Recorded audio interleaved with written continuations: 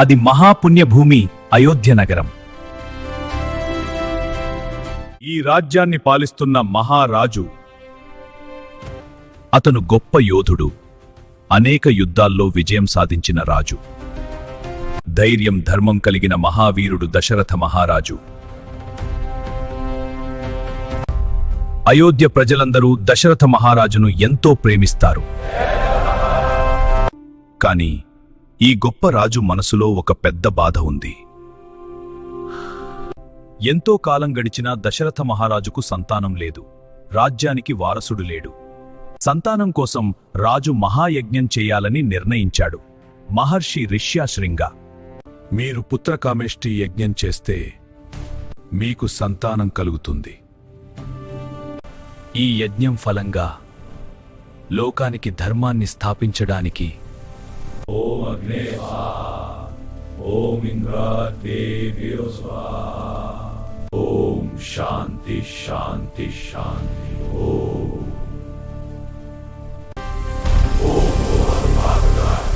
జై శ్రీరామ్, జై శాంతి శాంతి.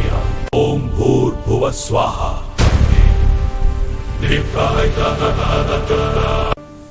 ఓ దశరథ మహారాజా, ఈ ఆజ్ఞాపేక్ష, ఈ దివ్య పాయసం మీ అందరికీ శుభాన్ని. ఓం శాంతి. కృతజ్ఞతలు మహారాజా. దివ్యమైన పాయసం. మహారాణులారా, ఈ దివ్య పాయసం మీకు శుభాన్ని కలిగించుగాక.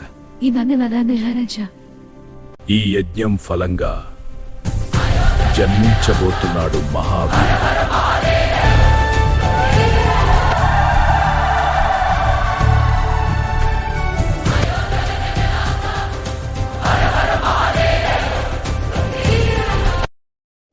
ఈ రాజభవన్ యొక్క అద్భుతమైన అలంకరణ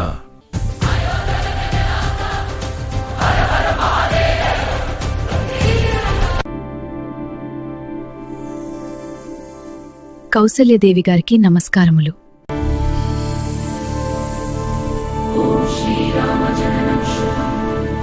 చూడు రాణి, మన చిన్న శిశువు ఎంత అందానించుండాది. నమస్కారములు కైకేయి మాతగారు. ఆశీర్వదించు.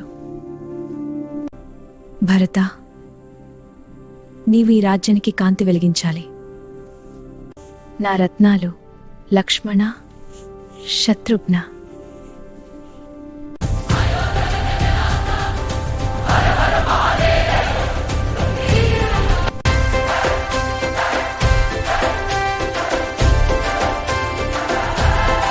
మన కుటుంబం ప్రేమతో నిండి ఉంది.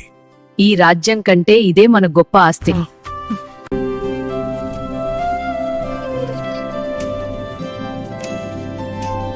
అయోధ్యలో రాజు దశరథ ధర్మంతో రాజ్యం పాలిస్తున్నాడు.